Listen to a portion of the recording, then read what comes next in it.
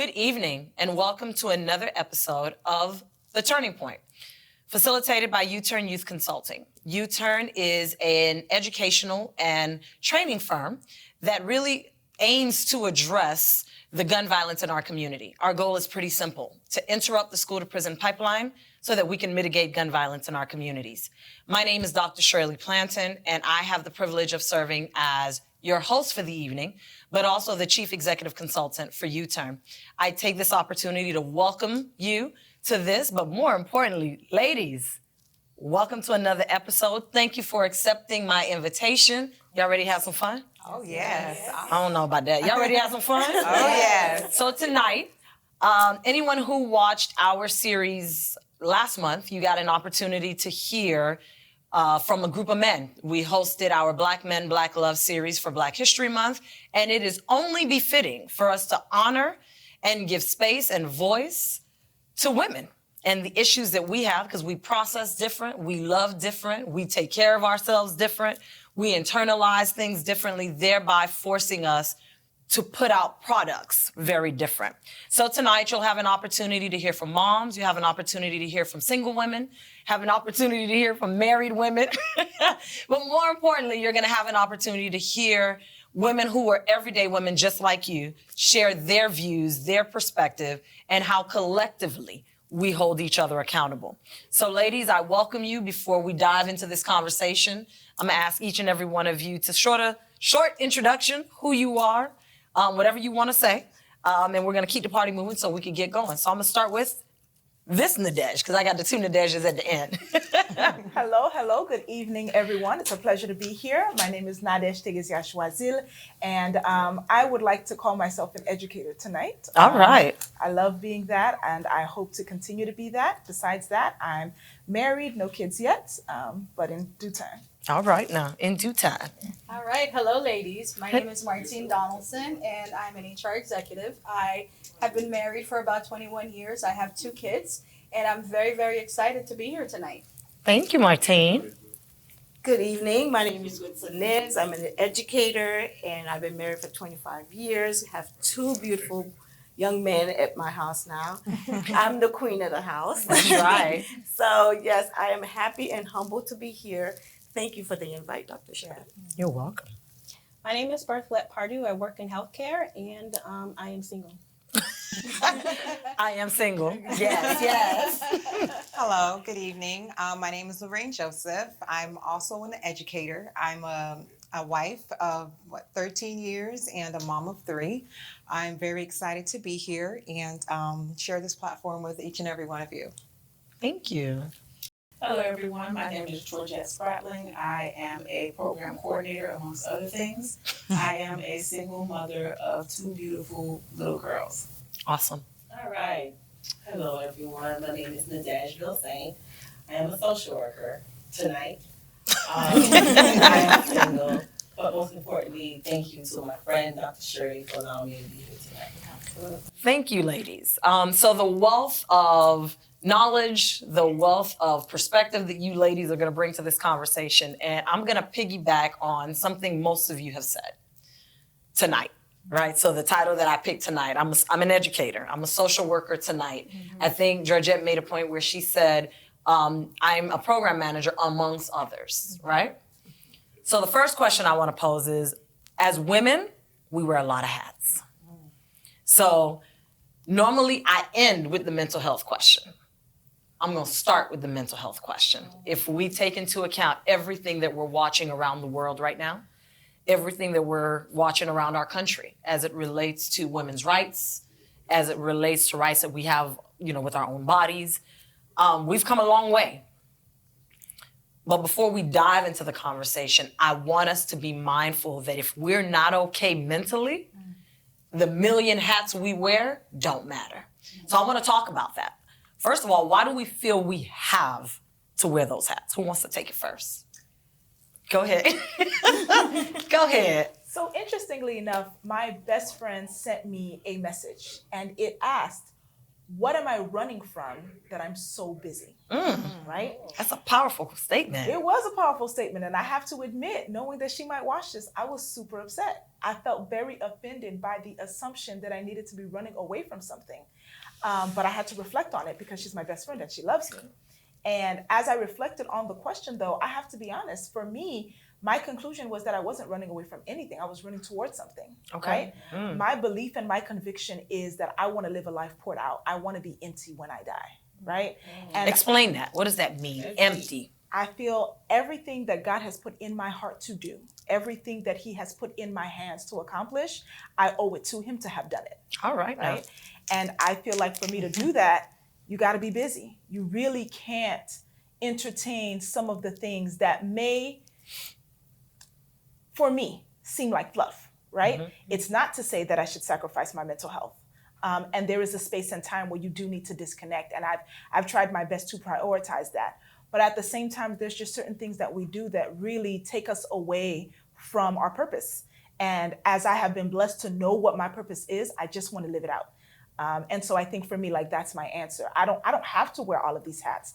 I'm just grateful that I've been given the opportunity to wear them. And my prayer is that I figure out a way and consistently figure out ways to balance it all out so that I'm neither disappointing myself, but again, more importantly, the one who gave it to me to do. Okay. So I'm going to go to Georgette. So ladies, I'm going to bounce around the room. You guys are free to jump in, right? Georgette, since you were the one that made the comment, right? Let's talk about that. So I'm going to piggyback a little bit off of what Nadej said about what God has put on her heart to do. I kind of feel like I've been charged with these tasks from God. So it has come to me for a reason. So for that reason, I am going to do that work.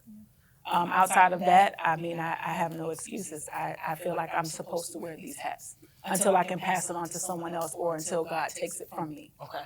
So if I take the question one step further, and I think many of us sitting around this table we're believers in something, right? In one way or another. We're not going to get into the spirituality part of it, but even in that realm, are we taking care of self? We're trying. I'm sorry. We trying. I'm trying, yes. But Yes, see, I am. at least we can admit to that. We're trying. I'm gonna come to you. Yeah. Lola, don't think I ain't coming. Nadej. I said I wasn't gonna be the first one to cry. Everybody got napkins. We ready. I feel like I want to cry because, like, Dr. Shirley said, why we wear all that hat. And for years, I made myself feel so guilty. When I say guilty to the point where what is called like a relationship, I blocked that. I was like, oh, I'm good with people. I'm this. I was doing so much that when it was time for me to look up, I was like, oh my God. I lost in having been a mom so early. I lost in me. And I'm not saying because you're not supposed to, but you know us, we Haitian, we grew up in the Haitian church, La Jeunesse. La Jeunesse fed so much to my head. Yeah. And it's not a bad thing. It's a good thing. If anything, my kids gonna go through La Jeunesse too, but to a certain extent. And it's just so much they fed to us, like, you're a woman, and it meant Kai, and you're the head of the household, you're the head of this, and you're supposed to do this. So all my young age, when I went to college, I was just like, no, I have to be this, I have to be that, I have to be this, I have to be that. Now that I'm at the point where I stopped, and I cried the other day, like, man, I didn't take much. I gotta be this and that. And it wasn't fair to me. So I took the time to tell myself sorry. Good for you. That's good. Because I wanted to be that Nadej that my mom, La Jeunesse, and everybody built. Yeah. And I wasn't the Nadej that just wanted to be Nadej. So I was like, I'm sorry, Nadej. I'm so sorry I did you that. So, Wow. it's hard. Damn, we on the first question, y'all. On the first question, Lorraine. So I guess for me, after Nadej's point, we wear all these hats, and eventually we get to a point. Right. We serve and serve and serve and serve and serve. Someone's texted me today, a friend of mine, He said, so I got a question. When exactly you gonna take care of Shirley? Because you can take care, you do a hell of a job taking care of everybody else. When you gonna take care of Shirley? So being a mom, having 3 kids, love your 3 kids, love your husband, love watching, Kingdom Family Matters do that. How do you wear all of those hats? Oh my And at what point do you say, all right, hold up. I see y'all, I hear y'all, but I gotta take care of me. Oh my, and it's funny you're saying that because I'm still working on that. Like, That's a good I'm answer, still sis. working on that. That's a good I feel like answer. that is something where it's never a point where you reach to that, to that level, but it's a work in progress. It's funny because I told somebody the other day, I'm a work in progress. Spiritually, taking care of my, because I cuss you out. It's a work in progress. It's a work in progress. Martine, and then I'm gonna come to you, Bertha. I have maybe a slightly different perspective. I'm just thinking because as you were talking about the hats, we as women, we definitely wear a lot of hats, right? But we can't wear all of those hats equally. Meaning, if you're focusing on career, you're giving your career 100%. That means your family life is going down a little bit. And there are times when you want to focus on the family life, and then the career or the marriage starts to go down a little bit. So I think that's the challenge, and really trying to balance all of that. And I experienced it. I'll tell a personal story where when my daughter was a little bit younger, and I had a very, very stressful job that was very, very demanding, and I was putting a lot into the work, and to the point where I guess she would have events at school that I didn't even realize was happening. And I didn't know that until my son was born, and my son went to the same school as her. And he would make a point to make sure that mom was at whatever event, and I would attend, and he would say, Mom, no, you have to attend, there's this thing happening. And one day I looked at her and I said, I told her, I said, sweetheart, did they do this when you were in school, at that school? And she said, yeah, but you were always so busy. I didn't even feel like, I didn't even bother to ask. And that cut, and that hurt. It hurt. And at that moment, when that happened, that's when I decided that I needed to make a change. And I actually ended up eventually even changing my work environment, right? But it's something that I can never get back. And I apologize to her. Oh my goodness, I can't believe I'm getting emotional. But anyway. Everybody, well, y'all napkins. We prepared for this moment. Right. But I did sit with her and I apologized to her. And I said things are going to change. And I did make it a point. And not to say that at that time that I didn't attend any events, I did, but I couldn't attend a lot. And what made it worse is that, of course, you have some moms who, they may be stay-at-home moms and they have a lot of time to be able to spend with the kids. So that's the other thing. You get that guilt trip that when you do show up and you have another mom saying, oh, Mom, so-and-so has been asking for you. It's like, well, this mom has to work also. I'm glad you get to sit at home. I'm trying to balance it out.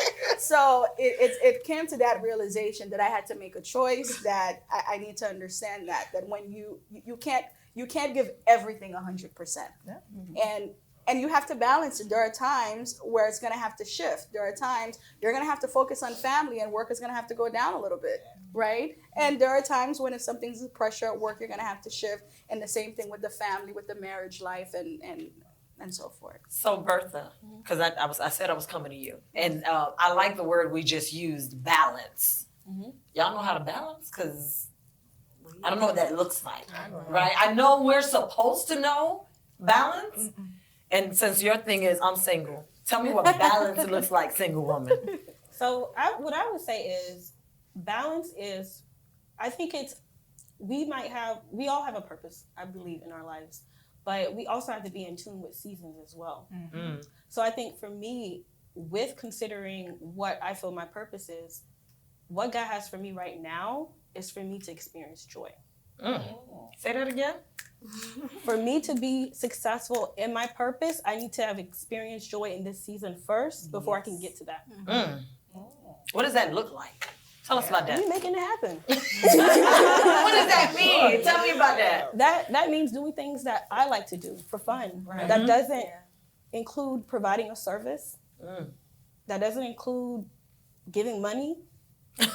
Like, you might have to pay for some stuff. Right. But what I'm saying is I'm taking dance classes. Because that's what you want to do. That's what I want to do. I always wanted to take dance. So I'm like, Why not? Why am I not doing it? I'm going to be taking baking next. All right. You know, so it's incorporating things like that, going on my nature walks, spending time, pouring more into myself. So that means if I'm feeling a little frustrated, feeling a little overwhelmed, write my feelings out. I journal, meditate, call a friend. Knowing what friends not to call. That's good. That's important too. That's That important one. too. Right? So you that's gotta- an important point. When you're feeling low, you gotta stay away from certain people. When you're feeling high, you have to you can Stay away from you certain know, people too. Yeah. right? So it just Yeah. depends. You have to kind of be in tune with yourself, knowing what your needs are. So I think that's a good point. And before we move on from the mental health conversation, because that's going to lead us into our next question. First is most Black women, we've been taught that we need to be strong, right? Especially in the time that we're in right now, women have to be strong. Women have to be providers because you got a lot of single, head of households that are single moms.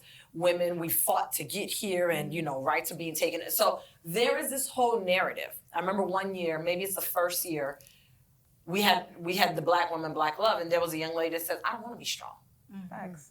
I'm done with the being strong." And a lot of people are like, "Hold up, wait a minute, right? What does that mean?"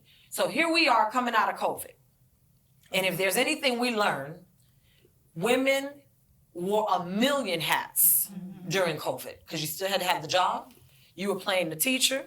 You were playing the social worker for the family. You were playing the provider and the encourager in chief for the parents. So we wore a lot of hats, and what we realized, right, and data has told us that a lot of women left the workforce Yep. so that they can take care of the household. We were working, normally we'd work 5, 6 o'clock. It was 10 o'clock. We were still at work when we were working from home, right, during COVID. So my question for us before we transition is, in this spirit of being a strong woman, post-COVID, what does that really mean? And if we don't want to be strong anymore, does that mean we're not all that? Right? So we knew coming out of COVID, everybody was talking about, I want to live my best life. What does that mean? I'll take that question. Go ahead. For me, coming out of COVID, I found peace. That we all have 24 hours. Nobody have 25. And I found peace because as a mother, as a wife, I had all these titles. But mentally, the title that was most to me is being at peace with my life, with the things that I have, with the things that the Lord gave me, and not looking at somebody else and comparing myself with that person. Comparison will kill dreams, will kill your spirit. Once you start comparing yourself, and when God put you away to be alone, there's nothing wrong with it if you know who you are. And I say that because during COVID, my husband got incarcerated. So I was by myself. I was literally had to fend for everything. And I was glad because I was an alpha female. But I knew how to juggle it. I knew how to back up when my husband was talking and let him take the lead as the king of the house. And I knew when to no, we need to go this direction. But in the long run, finding peace, it is such a beautiful place that you don't let anything bother you when you find peace, because things gonna come. You're gonna get challenged by certain things when you are at peace. And it doesn't mean that, you're a bad person. Because now I've learned that being in the court system, going through the court system, because a lot of Haitian parents I saw in the court system, they were lost. We're not going to go there yet. Okay, no, but I'm mentally, when I was there, I literally had to find peace. Because if I didn't, my life would have been like, literally, I would have had to go 6 feet under. And that peace is really, really where we all looking for. But when you're by yourself, I used to go to dinner by myself, movies by myself. That self-love, you have to have it to find the peace. So you took me to where I want us to go. So we talked about the many hats, the need to wear it, not wear it. what does self-love look like for us? Because until we figure that out, then the next part that we're going to talk about is our babies, our community. None of that matters. Because at the end of the day, if I don't love me, it's hard for me to tell you I love you. So let's talk about that self-love. What's the word again? Self-love. So I'll Go answer ahead. that. During the pandemic, we were online for everything. Right. So I just so happened to run across this love language test. So I did the test and I found out that my number one love language was acts of service. And so anytime someone does something for me, even without me having to ask, I was always so grateful. Especially when I don't have to ask. Because I'm the type of person, I don't ask for help. I will do Everything on my own. I went through both of my pregnancies technically on my own. And I felt like I'm good. I can do this. It is what it is. This is what was given to me. It is what it is. So I've done everything on my own. But in taking that test and seeing that that was my number one or my top, it made me realize you need help. You need help, and you have to start asking for help.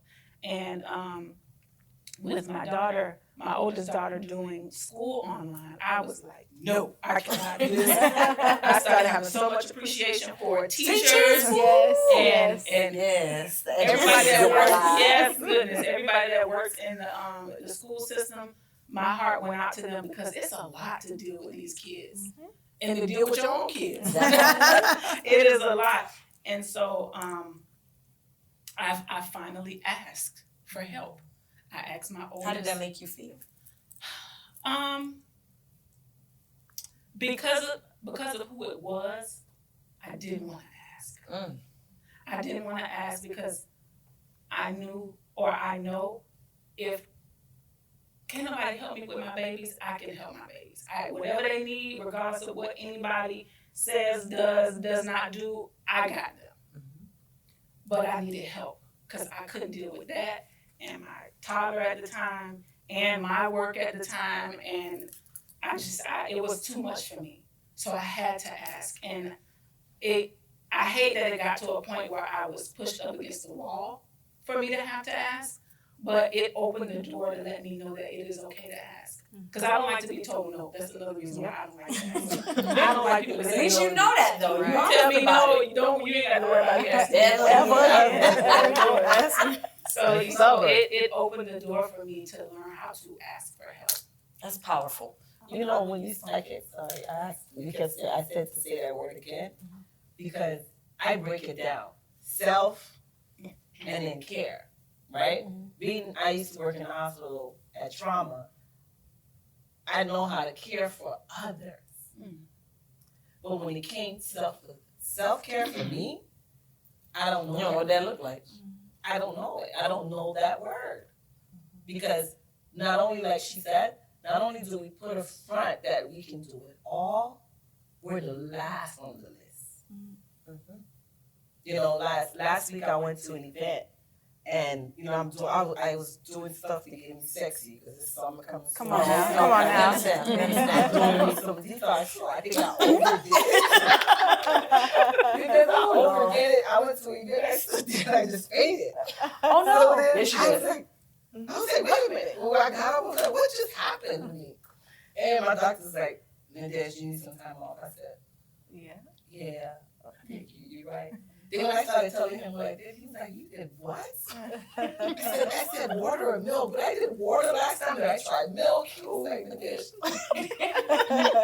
He said, self-care, please, self-care. So I took like a couple of days home, but I'm home and I'm so annoyed because we don't do it so long. So I'm calling everybody at the office. Hey, what you doing? Hey, did you You're work still on running the office. Still. And until the point that Mr. Charles literally had to tell him, do not answer the phone. You see her number comes up. Wow. Then I feel so annoyed I fell asleep. I woke up around 7 like, oh, I can't do this home. I cannot do it from home. I can't. It was just so, because I'm not used to it. And then I bring myself back to say, I'm sorry, Nadesh. Every time you say that, you hit me in my spirit. See, sometimes I feel like my 1 minute. Give me 1 minute. Go ahead. I didn't want to cut you off. Oh, no, that's okay. I would say I think being self-aware, you know, just knowing, kind of being in tune with yourself, knowing what your needs How are. we get to that, right? Because I want us to be mindful. You gotta take a step back. Because you know, for us, many of us are in these spaces where we're constantly talking about self-care, and or at least we've been pushing it. Right. But I want us to be mindful that there are people that out there that'll be watching this. That's like they ain't got a clue what I'm talking about, right? These some professional women. They ain't got a clue. They not a mom of 5 kids. I want us to be able, and I guess if I were to break it down, I want us to not speak from our position of privilege, because you have the ability to take 3 days off. Most women can't, right? So I want us to, like you said, be self-aware. I can tell you right now, there's some people that's gonna watch this and say, what does that look like? Because I don't have time to be, in their mind, self-aware, because life is happening. So I think we need to, what does that look like? It could take 30 seconds. Talk to me How do about I feel right now? Why am I frustrated? Am I frustrated because of work, or did I wake up frustrated? I'm frustrated because these 5 kids run in my house. Okay. that part. What about the 5 kids running in your house are you frustrated about? Are they not getting a shower? They're not doing their homework? Well, like, what is it about the 5 kids that's frustrating? Try to drill down on what is upsetting you, and try to, once you're able to identify certain patterns, you can address those needs. Okay. Nadesh? Okay. So Okay. Oh, you gave me the Haitian. Okay. No, it's okay. I have to go back though, Okay, and then I'm okay. gonna fast forward. All right. Because the whole time I'm listening and I'm thinking about a car, I'm thinking about a drive with my husband. And the piece of that conversation that I took away was he was confused as to who I loved more. Was it him or myself? Oh, wow. And at the time I was heartbroken because I felt like I had done everything in my power to show this man how much I love him.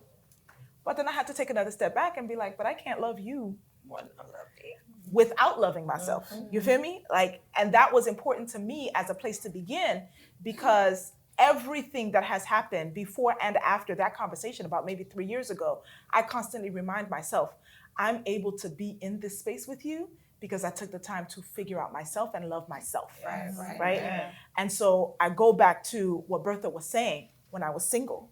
Like, I took that time to know who I was, and what does that look like? Whatever you want it to look like. And that's what's important. What's important is understanding that as individuals, we need to not be defined by anything.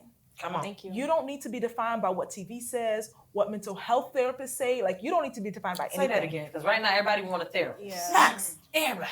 And that I it's mean, just no disrespect to my therapist. not I'm at just all. saying. I'm a huge proponent of mental health therapy if you can get it. But the truth of the matter is, this morning I woke up with palpitations and I had a whole list of things planned, and I was just like, no, that's what's not gonna happen. Right. I downloaded the Headspace app. They said that they were gonna charge me. I uninstalled it. I opened my window. I heated up some old tea, and I looked out the window for 5 minutes. And you were good. And I was good to go. But in that moment, what was supposed to be a day that started off at 6 o'clock started off at 8 o'clock. And that's okay. And that's okay. And And I that's think okay. it's one of the things, and when you're saying, what does that look like? I'm speaking to my mother, because it is a woman who I know has worked so very hard, but everything is an impossibility. And I think as I'm hearing you say that, yeah, you got 5 kids, but guess what? They need you to be whole. So what you see as an impossibility, you don't have time for this, and you don't have time for that, honey. You need to find 5 minutes Yes. daily, okay? Or 3 times a day. There's this new series that I found out about, which has been beautiful to me. Rest is Resistance. I've heard about it. Nappy something ministries. It's wonderful. It's wonderful. And I think that everybody should read it, because you are your best self when you allow yourself to rest. And what we often get caught up in, the day-to-day grind, you lose out on the imagination you used to have. What do I want to do 5 years from now? Who am I trying to be 10 years from now? And if you just took the time to rest, Right. 5 minutes, 10 minutes more, you would be surprised at, again, how rejuvenated you would be about the future of yourself and, again, those 5 kids. Yep. I want to piggyback on what you're saying, because that is so true. When you were bringing up the question, what came to my mind was going back to that place of happiness. What makes you happy? What brings you joy? Taking that 5 minutes out is important. Closing the door behind you. Use the restroom longer Facts. than Right. if you need to. Even if you ain't doing nothing. Even if you ain't doing Exactly. and finding that place that makes you happy. If it's just sitting down on a floor and coloring or drawing, like go back to that place that sometimes, like for me, I go back to that place as a kid. What as a kid made me happy back then? And then I do that. I spend time with myself, knowing who I am, so that when tests and trials come and then I'm all flustered with the everyday of work, you know, I can go back to that place and draw and write or, you know, do something where I'm by myself. And that's okay. Well, I had to look back to where my role models, because my mom had 5 girls, and my grandmother, she was a businesswoman, because we know in Haiti everybody in business. The sun comes up, they all have businesses. So, and I look back and I said they did me good and then they did me wrong. Because they always portrayed that they were the strong person. You never see them argue. They were the go-getters of the family. And sometimes I sit back and I'm like, why didn't my mom tell me about that? And I told her the other day, I said, Mom, why didn't you tell me about menopause? She said, I didn't have to tell you about sex and how to have kids. I'm like, what? She got a point there. Because it's like, when we have kids, we don't sit down and have conversation with them. And they're going through these trials and tribulations that you already gone through. And you could have gave them a heads up, like, hey, I'm like, you could have at least told me there's heat flashes and I can't sleep. She's like, no, you're going to go through it because grandma didn't tell me. Wow. But right now, I see them as my role model because the things that they taught me made me who I am right now. Because if it wasn't for them, and there's some things that my mom taught me. Yeah, she didn't tell me about sex and everything because Haitian families, they don't talk to kids about that. Right. So, but there's the things that she taught me how to have certain character that is non-negotiable. The morals and values that they gave me is priceless. So, I want to dive us into love. I'm going to dive us into love. And I'm gonna start with Martine. Martine's been a bit quiet. So the episode is called Black Women, Black Love. And we were very intentional about that because we love different, right? We process different. As do other communities, right? In their own respective spaces. And the question that I wanna pose to Martine is, what does love look like? Cause y'all know I'm getting to my babies. Y'all know I'm getting there. She's getting there. She's getting there. What does love look like for me? I think it's more of a feeling, if anything. It's someone showing that they care and they're thinking of me without me having to ask. It's interesting that you said that you took that test about the love language. I took that same test with my husband. And I did find that my love language is service. So, and he said, of course, why am I not surprised? And I said, but it does make a difference when someone does something for you without you having to ask, right? That they just simply see that there's a need. It's the little things. It's the little things that mean so much. I've been married, I mentioned before, we've been together for I've been married for 21 years. We've been together for 26 years. For about 26 years now. So we know each other. We know each other well. I know. My kids, they'll say, I don't even understand how you guys are still love each other, that kind of a thing. But I know deep down, they look at us and they're seeing it as a role model because I've heard my son say, well, I hope I can find what you have. And my daughter say, I hope I can find what you have. And I tell her, I said, well, you see exactly where our goal is for you to see what love looks like. You've never seen your father disrespect me in any way. You see how we get along. It doesn't mean that we don't have arguments. We may have arguments, but we do it in a respectful manner. And I hope you're seeing that. And I say that so that if someone is not treating you that way, you know that that's not how it should be because you know how you were raised. And she sometimes says, well, I don't know if I'm going to find that, sweetheart. I just don't know if I'm going to find that. It's not out there, Mom. And I said, yes, it is. Yes, it is. It's just not time yet. but it definitely will be. But going back to what does love look like, I'll share again a story of my husband when I say it's the person who knows you. There are little things that he would do. I remember for one birthday of mine, he bought me a bunch of stuff, expensive, not expensive, whatever. But the most treasured gift that he did give me on that particular birthday was he bought me this book. And the reason why it was so special is because I had mentioned to him, oh, I've been meaning to read this book. And I just said it casually once, and I always kept forgetting it. And the fact that I saw that, it meant so much because it was a small thing that I mentioned, and he remembered that I said it, and he took it to heart. And even though it was, it was amongst other things, that just meant more to me. So, what does love mean? Love for me growing up with my household was one person. Because I didn't have the father love. Talk to me about that. My father was everybody else's father, I think. Oh. Because he was just not a man to me. And my mom passed away 17 years ago, but my father is still here. And to this day, he still asks for that relationship, and I can't give it to him. Mm-hmm. Because growing up, he was not a father. So love for me is one person. And that's why I'm so much like my mom, because that's the love I want to give back. And that same problem hindered me in relationships. Mm-hmm. Because for years, when I was started dating, is the love for me was the person that did the male in my life that was doing so much. That's what I thought that love was. Because my high school sweetheart, we dated 14 years, and he taught me how to drive. He did so much that my father should have done for me in my life. So to me, when he walked out of my life, it was like love was gone.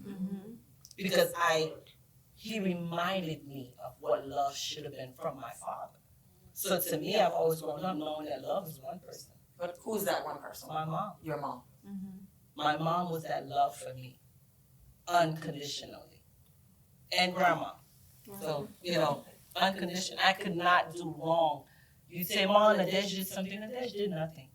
So, I would go steal from my sister, and my sister said, she took this, and Nadej didn't do nothing. So to me, I know she loved me beyond measures.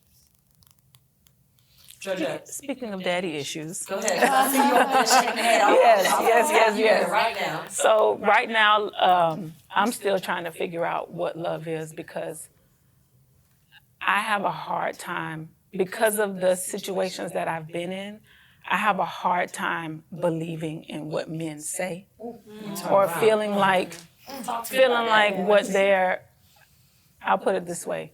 I've had someone, I won't say express to me, but I've had someone who treated me the way I should have been treated. Like no matter what I did, he was still the same person. He still loved me the same. He never wavered. He still changed. And I think that's what I liked about him so much, but I never understood why he felt like that about me. Like, what do you want from me? Like, who sent you? That type of thing. Yes. And this same person, he has children. We're not together. We're not in a relationship. But he has children of his own, and he has children that he's raised that are not his. And one day we were together, and he was preparing to do something for a couple of his daughters. And he was so happy and excited, picking out stuff, getting this. And I honestly, and I'm not a jealous person, but I was like, what are you so excited about? I had this attitude about it all. And in that moment, I realized, maybe not in that moment, maybe, a few days later, because I just kept thinking about it. Like, why was I so upset about it? And I realized that's what a father is. That's what fathers do. They get excited about their children and about doing things for their children, and I never had that. So I didn't understand, and it made me upset, but I couldn't understand why I was so upset. And then I realized, and then, and I see you know, my not necessarily my friends, but people that I know that grew up with their fathers, and I see what their fathers do for them and how their fathers have done for them. And I think about my father's still alive. Oh, And your father's still alive. yeah, he's still alive. He's still thriving and, you know, going along. But I can't, to this day, you know, he may call every now and again or whatever, and I call him back, you know, Do you whatever. answer the phone? Right. I don't. You don't. And it's not that I don't love him, but it's like, what do you want? What do you want? Why are you calling me? There's nothing there. And I feel bad that it's like that, but I can't get out of that for whatever reason. Like he has another child that is younger than me and my sister, and I see how he does for him, what he does for him, and what he's still doing in his older age, because he's in college, that he's never done for us and still isn't doing for us. So it's like, what do you want? Anybody want to tag team?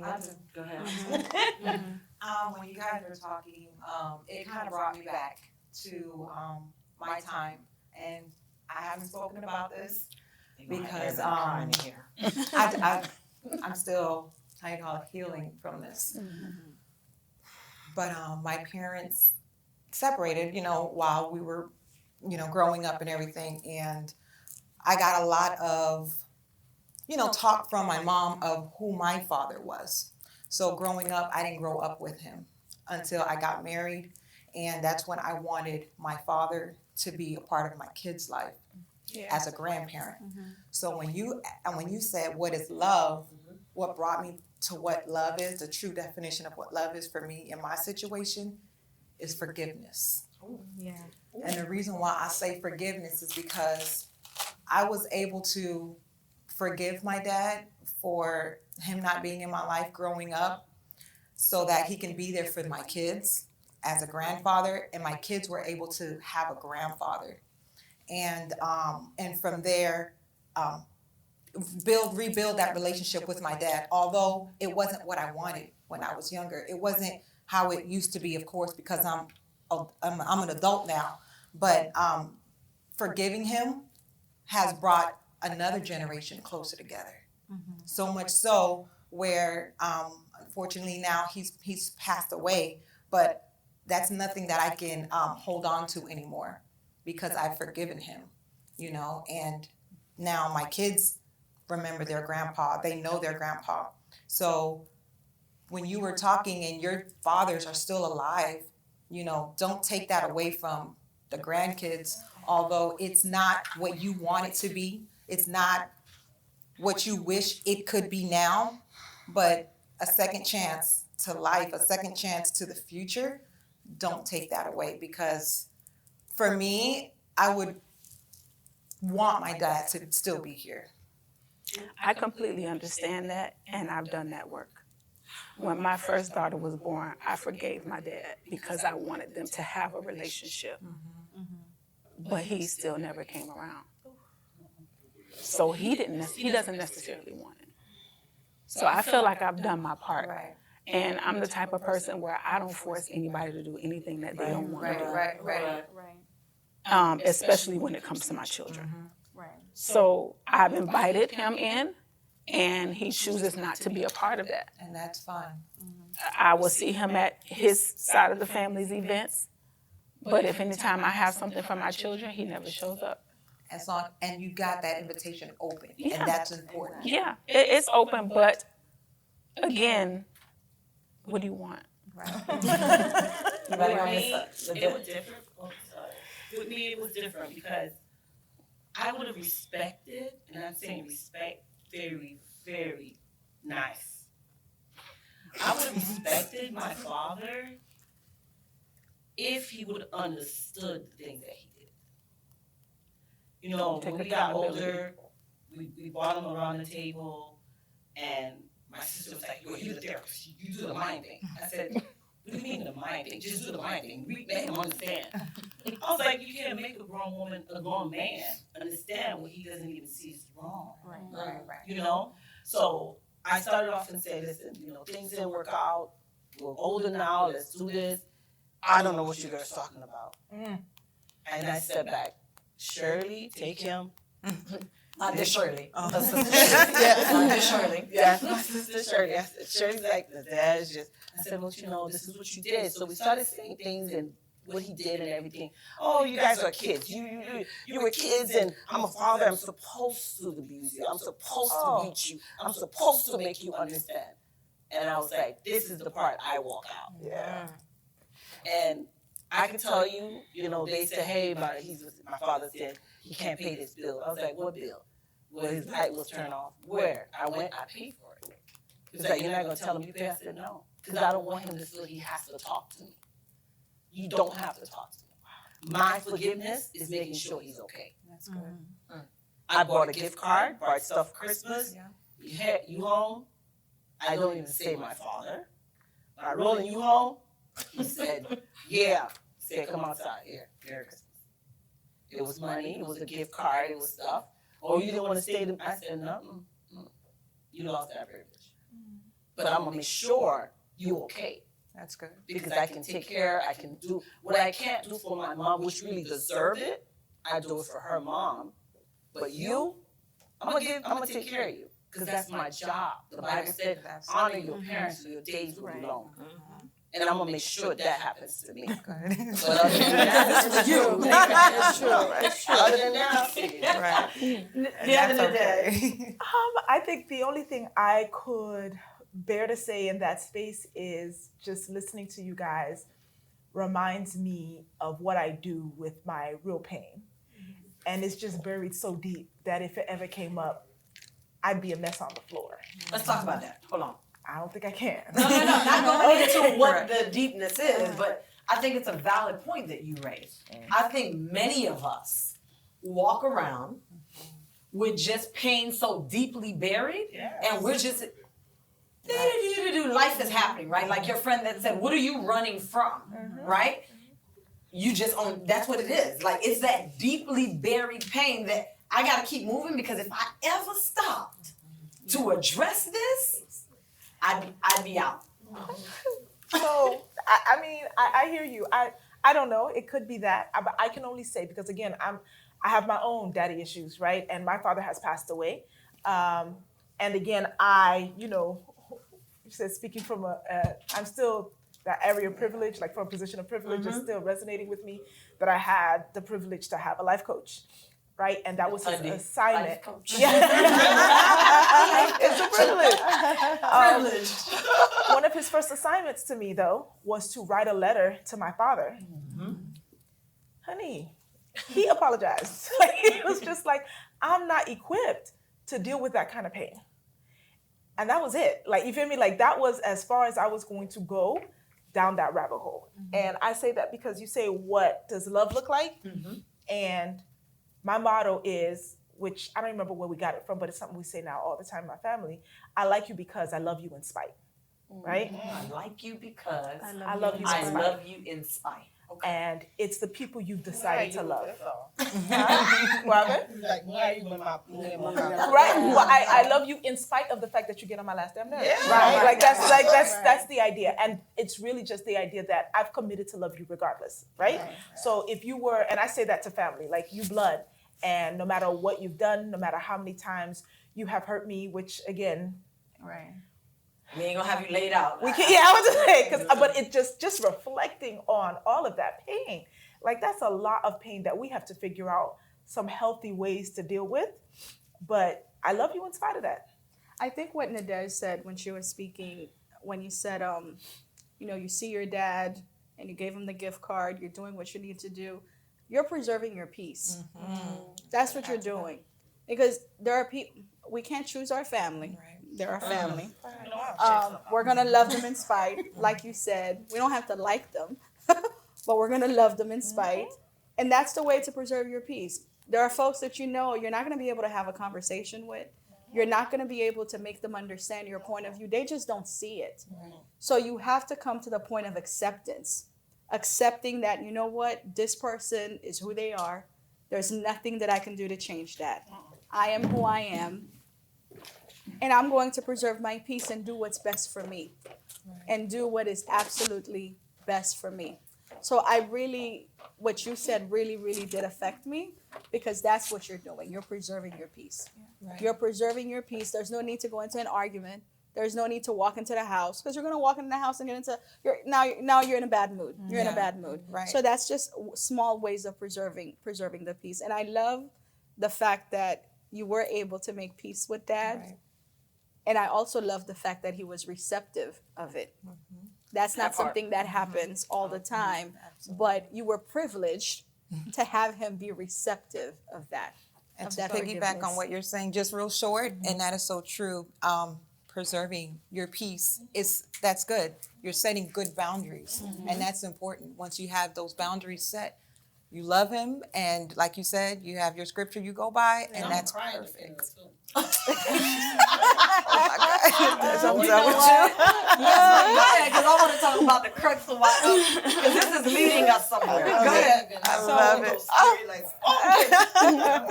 I can't. Go ahead. So what I will say is my parents split up when I was in high school, similar to you. And a lot of things happened during the divorce, a very messy divorce. And I was able to work through that with my father at the age of 19. It took me a while to work through that. But I think what worked for me was, again, he was receptive, but also I took it was a 3-part conversation. So it was not all in one sitting. And I feel like with Caribbean parents and family members, sometimes you can't just put everything. You just kind of have to, like, let's talk about this. Have agenda topics. Like, we're gonna go through Baby steps. the easier things first, and then medium size, and then the larger. And it even got to the point where he's like, "You're not my daughter," and I was like, "Oh, okay," because I'm his favorite child. So I'm like, "This is new to me," And so 2 weeks go by and I don't call him, because for me, that's a long time to not speak to my father. I was close to my father, and he calls me. He's like, "You haven't called me." I said, "Last time I talked to you, you said I wasn't your daughter." And he was like, "Oh, no, I didn't mean that, blah, blah, blah." And then that's how we were able to wrap up that last part of the conversation. But both of my parents have passed, and it's very difficult to rectify things with parents when they're no longer here. So if you can, even if you don't fix it, at least get it off your chest.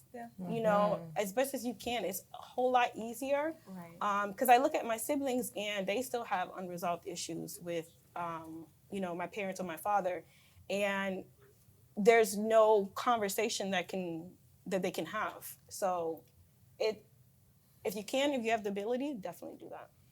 Yeah. So, Black women, Black love. We done talked about mental health. We've talked about some unresolved issues. And it's funny because when I talked about love, everybody turned to their hurt, not their love, That's good. right? Everybody turned to their hurt.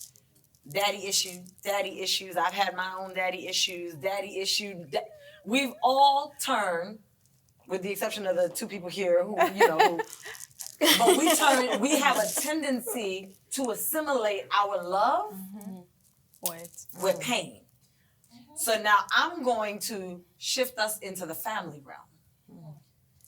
Because if we attach love to hurt, right? And you said it. It has even hurt me in relationships, right? It's even forced me to look at Georgette said it. It's forced me to look at a relationship different, right? Someone who really would have been one way, but I had to ask, what do you want? Because I felt like I wasn't entitled to it, right? Right. So let's talk about love and relationships, right? Because ultimately, let me remind you, the work that U-Turn does is for us to interrupt the school to prison pipeline. But before that kid ever makes it to the schoolhouse, there's a system called the family in his or her house with individuals who will feel in the way we all feel here. So that means there are people who are hurt, and we know the common theme that hurt people, Right. whether directly or indirectly. So if we're gonna talk about my mental health is I need you to do this, and we all know the right things to say. That's why I love y'all. Y'all know the right things to say because we just know the right things to say. So now I'm going to ask you, When you look at what is happening in our communities, when you look at the amount of kids that are drawing guns and shooting each other, and one of the questions that I ask the guys through the moderator is, how much do we value each other? So I'm gonna dare to ask you all the exact same question. And y'all, the test never fails. Every time I ask a group, how do you define love? Besides Martine saying what she said, it just never fails that people go to the thing that hurt them the most as though that's what defines their love. So I'll start. So I think, well, one I was piggyback off of, but at the same time, I think sometimes we kind of refer to that pain because that's where we would have liked that one love to come from.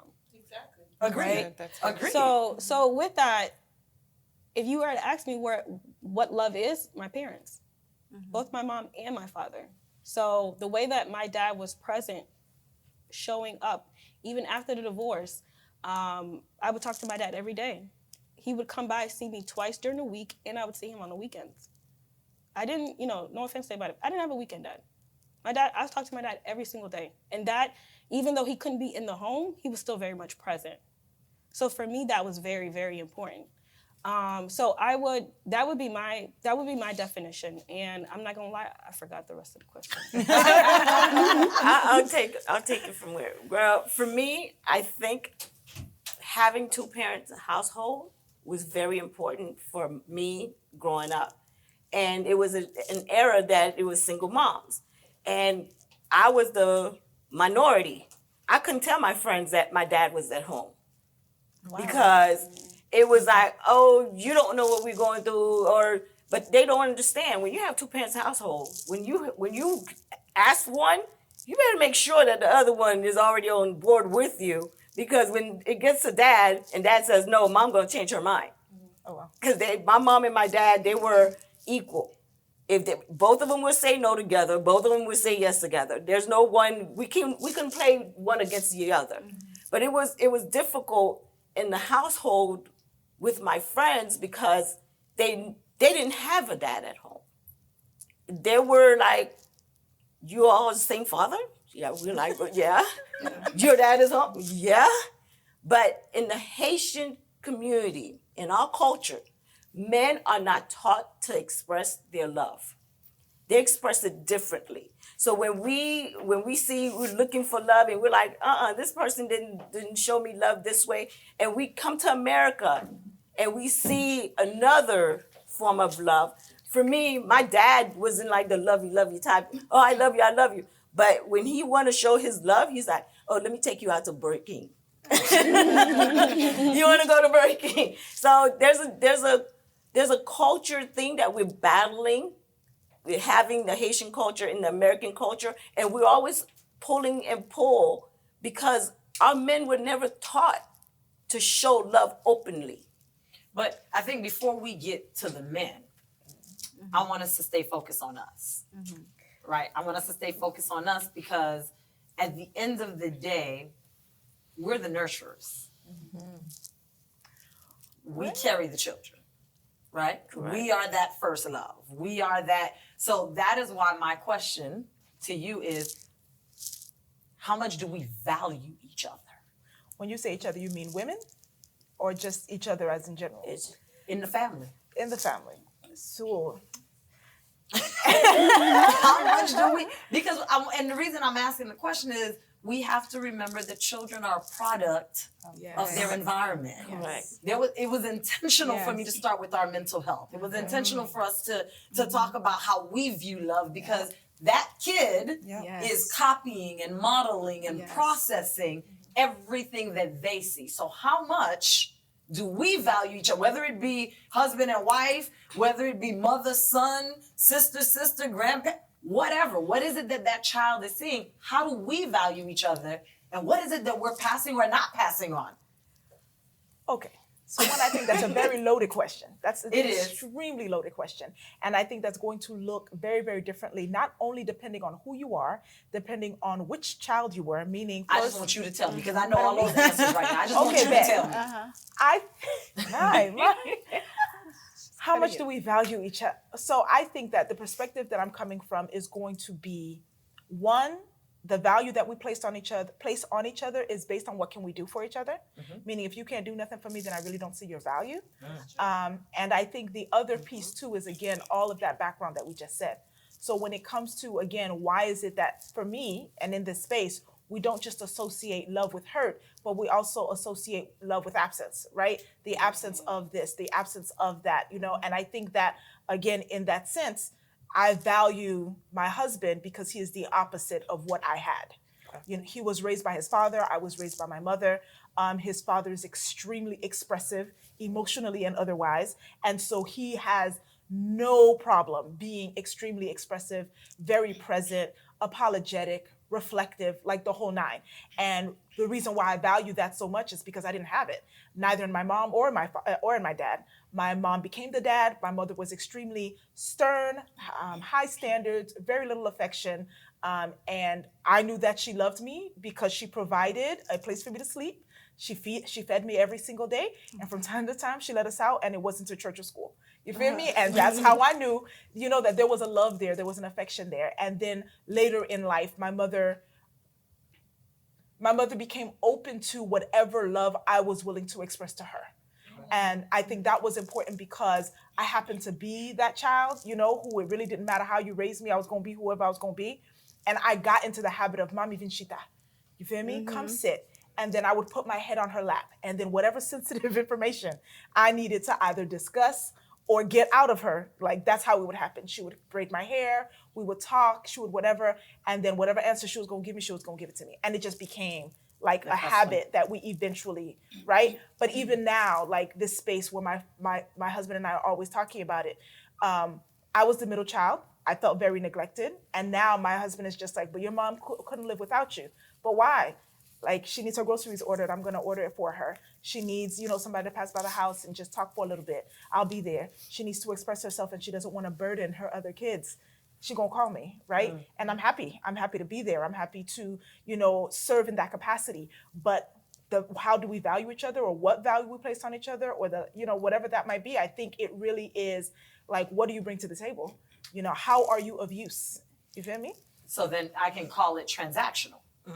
Because that's what this is. It's right? It's a transactional relationship because it's what do you bring? What do you offer? And if you're not offering, then and that's not wrong. I'm just saying. Oh no, I know. But because I know this is gonna be aired, I also have to make sure. I love my mother very, very much. We got you. She loves you very, very much. We got you. Smart girl. Go ahead, Georgette. So, you said, how do we value each other? How much do we value each other? How much do we value each other? Okay, so I grew up in a single parent household, and I really think my life is mirroring my mom, right? So she had two daughters. She has two daughters, and my older brother who's older than me, and my sister. But it was really just me and my sister, and my mom in the house, and my mom. If you're asking me, she raised us on fear. Right. So she never had us around men, ever, because of what may or may not happen or whatever. She kept us away from men. Don't go around them, keep your legs closed, you know, which is understandable. But that now instills fear in me because I'm raising two girls as a single mother. But I don't want them to grow up without a man and knowing what a man is, what a man is supposed to be, how they're supposed to be treated by a man. And I think, and I don't want that for them, but because of the fear that I have of what might happen, it's hard for me to bring a man into my children's life. And I'm not the person that you're gonna meet my daughter and you're gonna meet this child, you know, too many people in and out. I don't do that because I have to answer for that. I have to say why this person isn't here anymore, why that person isn't there anymore. And I run away from men who say, Hey, come on, let's take the girls here. Why? Date me. Don't worry about my kids. No. And I understand what my mom was doing, but it was to a fault. Because even with me wanting to deal with a man, it's who sent you? Mm-hmm. Why are you here? Why you like me? You don't know you like me. Why you like me for real? You know, it's that. Be honest. Right. Be honest. It's that. So I think it took me back because now I don't necessarily know what a man is. I don't necessarily know how I'm supposed to be treated. I have to go through all of this crap. I have to deal with all of this stuff from these men that I choose to date before I can find out if they're real or not. Right. And that I would have chosen not to go through. I mean, a lot of us have to go through it anyway, but I would have been able to filter through a lot of stuff if there was a man that, even as a role model, it doesn't have to be a romantic relationship with my mom, but I had uncles, but they weren't there. We weren't allowed to be around them like that. See, I gotta say, I'm about to land the plane. Go ahead. I will do, since you write this is gonna be aired. I don't know if my uncle gonna see this, but you know, I have to give my uncle credit because although my father wasn't there, my uncle, one of the things I value about him, like we don't know what it is to put, when I was living at my mom's house, to put the trash out, never. He don't live there, but he will come every Sunday, every Wednesday, walk around the bathroom, everything, and put the trash out. And I would say to him, why? He said, no, there's no men in the house. It is my job to show you guys different. And I would say, okay, my uncle gonna want some money later. But he never came up with asking the money. So I waited. And then on Sunday, he's like, you guys washing cars? I'm like, no. He's like, okay, he'll come watch everybody cars. I'm like, Uncle, you need some money. He's like, no. Why did you say that, Natasha? I'm like, because, I could go pay for this and I'm just, you doing it. He was like, I want to show you guys just a little bit about when you meet somebody, if they don't do the things you don't ask for, don't date them. Exactly. So, oh Lord, let's dive into the heart of this as I begin to land the plane and we begin to wrap it up. We're losing our babies. Of course. Right. There is a pandemic, an epidemic, call it whatever you want, but it's problematic. We're losing our boys, and we're beginning to see the uptick in us losing our girls, because the girls are clearly the nexus to a lot of what happens between the boys that lead to the gun violence and so forth. When I ran my own program, one of the things that I always used to say, I'd rather deal with 1,000 boys before I deal with 50 girls, because them girls are serious. Facts. So my question to us, we hold law enforcement accountable. Y'all know that, right? We provide services to them. We're constantly having conversations so that they can understand and have empathy. We do the same thing with education. We do the same thing with healthcare. How, as women, as moms, as aunties, godmothers, and everything else that they call us, all the various hats you wear towards somebody's child if you don't have your own, community moms, if that makes you happy. Yeah.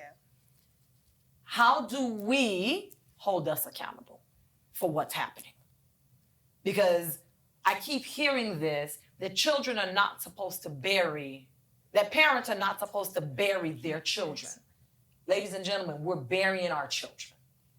How do we hold us accountable, and what's our role to stop the bleeding? Check the household. How do we do that? What does that look like? I got a hand here, and then I'm coming over here, because we got to start to wrap up. So I actually think that both needs to happen. Okay. One of my strongest convictions right now is that the gloves need to come off.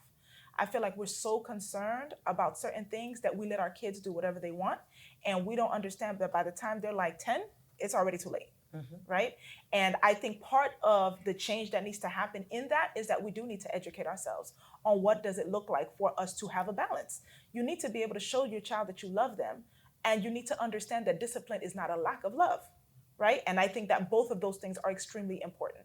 Our kids are running amok. our kids start early with, and these are just things that I've seen. A child today that I was working with the mom. This is my first time seeing that child. He probably don't even know what he said. This kid came up to me, gave me high five, and went biatch. Ooh. Like just that. And I'm just like, Right. I tried to look at mom, but mom was too busy looking for paperwork. Like it didn't even like click to her. This is not okay. And that was again just this week. I had another one. His mom told him no, he needed to be quiet, and he straight up flipped him the bird. I just want to say in both cases, these kids were less than 7.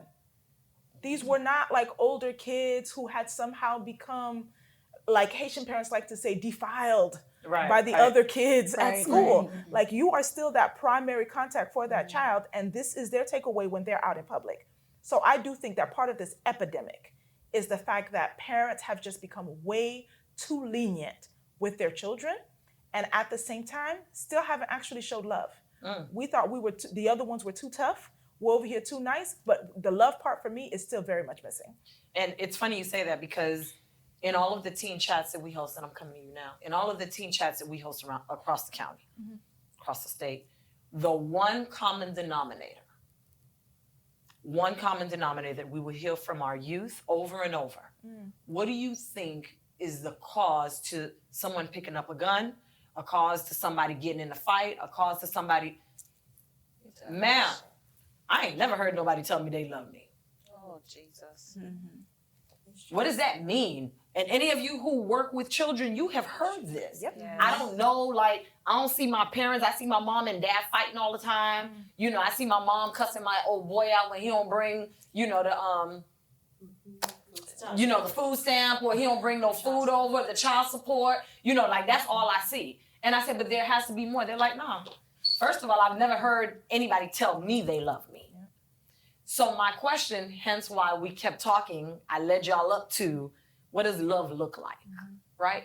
What does self-love look like? Because if we don't know what it looks like, it's kind of hard Facts. for us to pass it on. To your point, is that we're either too lenient, and in between the love part, we're not showing enough love. To your point. Absolutely. So I want to add by saying it starts at home. It starts at home. And I'm going to get a little personal because, like, even with me, I have a boy that's preteen. And I begin to affirm him even as of now. So What I does that say mean? it starts at home, and you begin to affirm your child where they're not looking outside for affirmation or looking outside to see who they are. But you begin to tell them who they are. Like my son, he in his bedroom, there's a mirror. He says, I am smart, I am brave, I am handsome. You know, you start telling your child these things even as of now. So that as they're growing up, or when they go out there and they meet their friends, and their friend is, oh man, you're so dumb, you stupid. Like, no, I'm not. That's and right. So they can stand up for themselves. They're affirmed. They can stand up and advocate for themselves. So it starts at home where you begin to affirm your child and let them know who they are. I agree Well, with I represent- all. I'm sorry. I agree with all of that. And I mean, I was fortunate enough. You know, my children. I do think that my children are. I'm hoping that they're seeing a good example. When I was young, I know everyone has talked about, you know, the fathers in the household. I lost my dad when I was 13 years old. So all of my memories of my dad were through the 13. And my dad had things that he did, and until the end, my mom never shared that with me. She kept a very good picture of my dad in my head, which is a wonderful thing because then you grow up and then you're more mature and you can handle other stories. But I think the challenge is we're privileged enough maybe that we are doing some of these things, but what about that mother who didn't have that as a child, right? And now she's a mom. She didn't have anybody who told her, I love you. Now she's a mom. That's that. So how do we?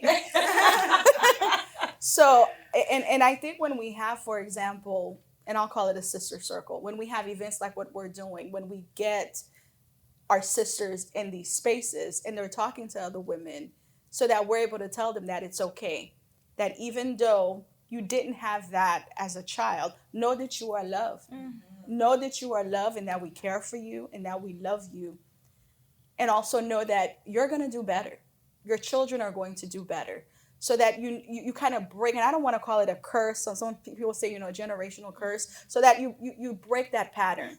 so that you stop that pattern. Because if we just continue repeating the same pattern, that's all that's going to happen. So now you have the teen going, well, I've never seen love, and they go out and do something, they grow up and they pick up, I've never seen it, and it just continues and continues. So we have to find a way to break that cycle, and have that breakthrough. If you find that one area, again, sister, I love you, know that you are loved, and then see what small changes that we can make. See, I work with the mothers that don't want to hear that. That part. I work with the mothers that I'm going to teach you to be hard. I'm going to teach you as men, you're the men in the household. I'm At going 12. to teach you at 10. 10. I'm going to teach you, I can't get it, go get it yourself. And the little boy, Rob Ross. And then he's in a diversion program and she can't. How much was that? Okay, it's just a program. It's not going on your record. Let's go. That's the mothers I get to see. So when I see those mothers and I ask myself, do I go to her and tell her what you're doing, you're wrong? Right. And that's all she know? No. I ask her why, because I want to hear her perspective. Right. And she's like, ma'am, I don't want no hard out here. therapist talking to me and telling me, because where I live, everybody know I don't have a man in there. So they need to know, you come to this door, we shooting, we this, we that. And I'm asking her, like, you know what you creating? Right. But when that's all you know, That's what she told me. and that's what I've had kids say to me. When that's all I know, and I'll never forget it, and I say it all the time, I had a young man after a shooting, and I went and had a conversation with him, and he literally walked me through a litany of situations, and I was talking about it at a most recent summit about the different types of discipline he received before he even got to be in this crew. So, and his answer to me was, cruel is all I know. So you telling me why am I so cruel? That's all I saw, right? Because the punishments I received, that's how my parents taught me to love. So for me, I'm good. How do we change that? Okay. I got to start to wrap it up, y'all, before they You kick love us out of them. here. You love them. And I mean, like, whoever you have access to, you love them. And I've worked with those same kids. By God's grace, I spent 10 years doing that. I believe that that's what God called me to do. And both the parent and the child, you would be surprised what breakthrough you have when you let that mom go ahead and tell it to you the way she want to tell it to you. Yes. And you just give her a hug afterwards. Yes. I've seen mothers and fathers so hard, and yes, I hug my fathers too, because they just didn't get a hug. Yes. And I promise you, like, they will cry. They will just cry. And who you thought was so hard and who you thought was so this, that, and the third, Yes. like, they will crumble. And I saw the same thing with my kids. I began every single year. At the beginning of every year, I tell my kids, listen, when you come into this classroom, you don't have to earn love. I gave it to you before you walk through the door. That's done. All right? And I'm going to love you regardless of what you do. Yeah. And I don't care if you're sitting in the back, and I would have it. I would have the young knuckleheads who's sitting in the back row, throwing paper, pishkaning somebody under the seat, throwing curse words. No, I would have it. And I would be like, baby, yeah, I am going to call your mom for that. Or yeah, you are going to have to stay after class to that. But that ain't had nothing to do with the love I have for you. I still love you, honey. And I would just make that a thing. But how, again, remember how I started with us is that the kids still got to go back home. So that's you in the system that has decided, right, that you were going to offer this love. So we do great with that because I think many of us serve children and many of us come with it. But when I got to go back home, because what I've seen in a lot of our young people before we begin to wrap up is while they're in my program, the guards are down. They're willing to talk to the homeboy that they wouldn't speak to at school because you're from an opposing gang, right? Because they knew in this space, it was safe. In this space, I was going to be loved regardless. And as soon as it was time, close to that 6, 7 o'clock, you literally saw all the guards come back up. Yes. Because now they've got to go back and make their way back to that home, the system we're talking about. How do we help these kids survive? When young people say to me, and I open my book with this, I'm not living, ma'am. I'm just trying to survive out here. That's a hard mindset. For a 13. For a 12 or 13-year-old to tell me I'm not living. I'm just trying to get through today and I'm going to try again tomorrow. Yeah. Wow. You had a comment because we're going to start to wrap up. Yeah, I'm sorry. I'm gonna make it real short. I think the biggest thing is communication. I know a lot of times growing up, they stay in a child's place or go in the room Right. with grown folks talking or whatever. But I think we need to start adding our children Into these conversations so they can learn how to express themselves. They can learn how to talk and to voice their opinions on certain things. Now there is a line between disrespect and stating your opinion. You know what I mean? And if you teach them how to do that, then they'll be able to better communicate when it comes time to dealing with their friends or their peers when there is a disagreement. I think we need to talk to them. I know with the teens that I've worked with, I always have a conversation with them. After school, they come in and looking for me. Where's Miss Georgette? Where's Miss Georgette? And I sit and I have conversations, and I have real conversations with them about what they're doing in school, what they're dealing with, what they're dealing with at home. Sometimes it gets a little bit too personal, but that's because they need to let it out. Right. And even when they leave and go off to college or go and do whatever they want to do, and they never come, they don't come back to where I am regularly, but I'll see them on a whim. And it's, hey, miss, how you doing? And that conversation comes right back up. And these are kids that wouldn't normally have a conversation with an adult. They're so guarded because they feel like adults are against them because of what they may have done or this persona that they put on when they're in front of their peers.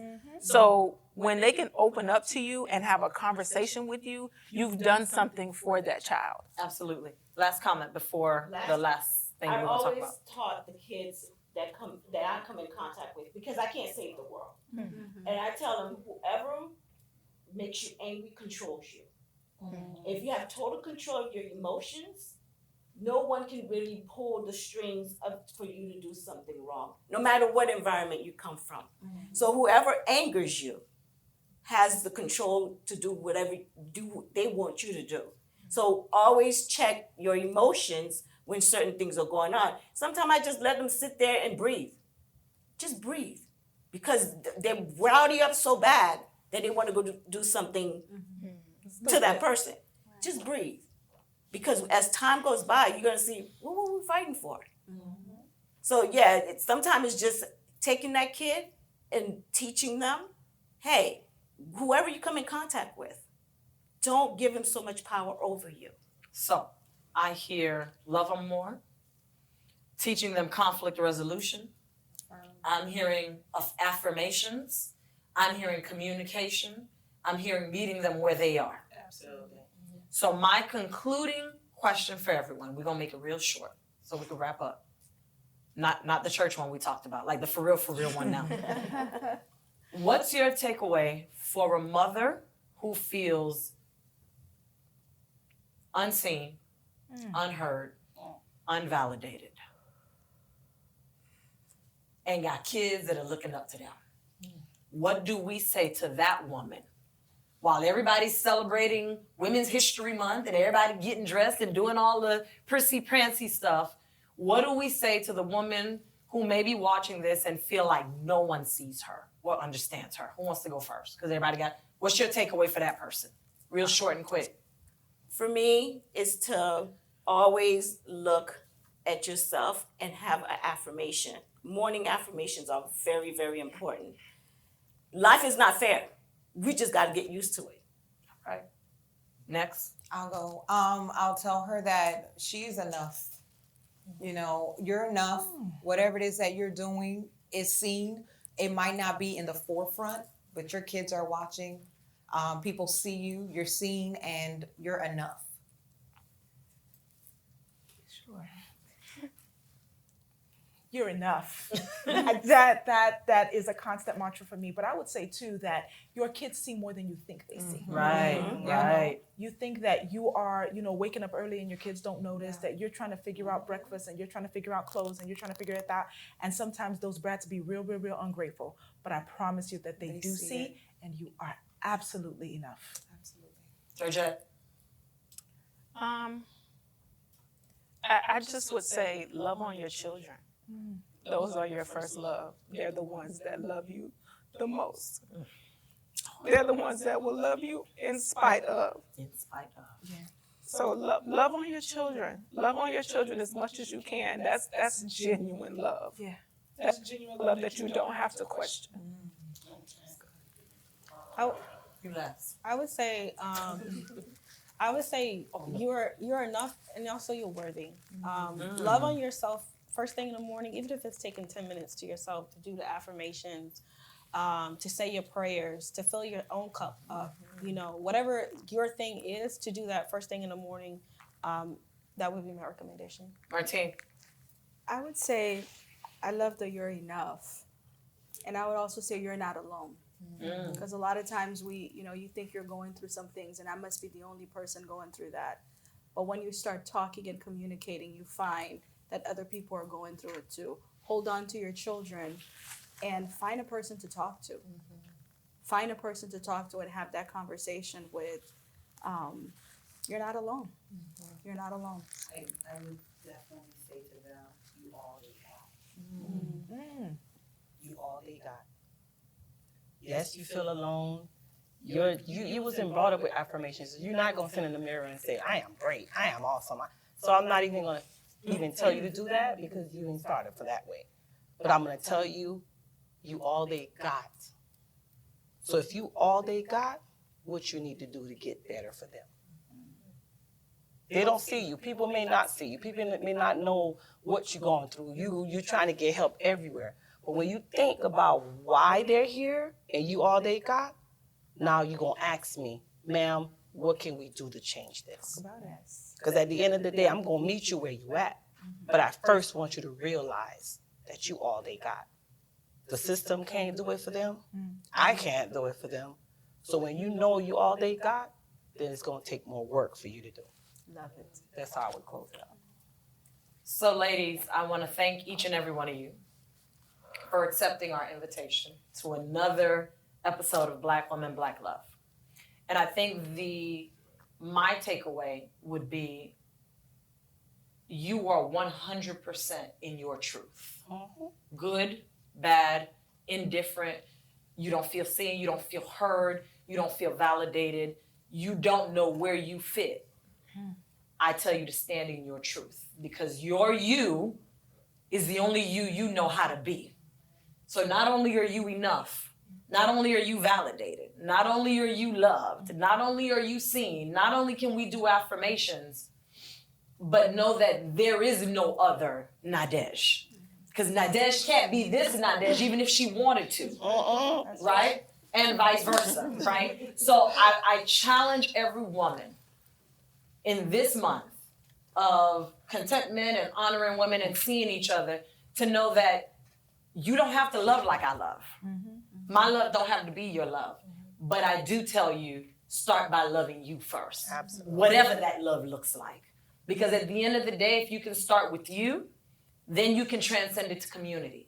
Then you can transcend it to family. Then more importantly, you transcend it to your children. Because the love you show your children is the love they turn around and show out in the streets. Absolutely. The only thing that is going, I think Dr. King said it best, the only thing strong enough to stop hate is love. And I paraphrase, right? Because at the end of the day, what we're seeing on these streets is because we're not seeing love in one another. So I challenge every woman who's watching us and every one of you that is sitting around the table. I am you and you are me.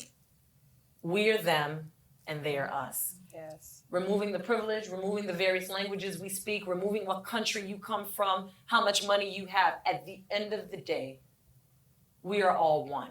And the way we love, the love that we're able to give, which is to love on your children, no one can love your children like you love your children. Right. Amen. So I challenge every woman who's watching us, whether you are a community mom, you're a mother-to-be, you're pouring into somebody else's children. Our children need you. Our children need to see our love, but more importantly, our children need us to stand in the gap for them. I thank you all for being here. I thank you all for watching. We hope that this will not be the last time you join us. We'll be bringing the ladies back again. But today was really about us focusing on women's mental health. We're no good to each other. We're no good to someone else unless we're good to each other first. Unless I'm good with me. And if I'm not good to me, I can't pour from an empty vessel. Whether it's mental health, whether it's Zen time, whether it's affirmation, whatever you do, But I ask you, I beg you, I implore you, pour into your own vessel. Fill up your own cup, because so many people need you. You're needed to stand in the gap for this generation. You're needed to stand in the gap for your families. But more importantly, the community needs you to stand in the gap, because if not us, like I asked the guys, if not us, then who? I thank you for your time. I thank you for spending this time with us. And I hope we'll see you at another U-Turn Turning Point. We hope to see you at several of our events. Please follow us on all social media, U-Turn Youth Consulting. You can follow us on Facebook. You name it. We have a YouTube page. Follow us. You'll see so much more of these conversations. But more importantly, we want you to know, and I say collectively, on behalf of all of us standing here, from one sister to another, we love you. And y'all have a good night.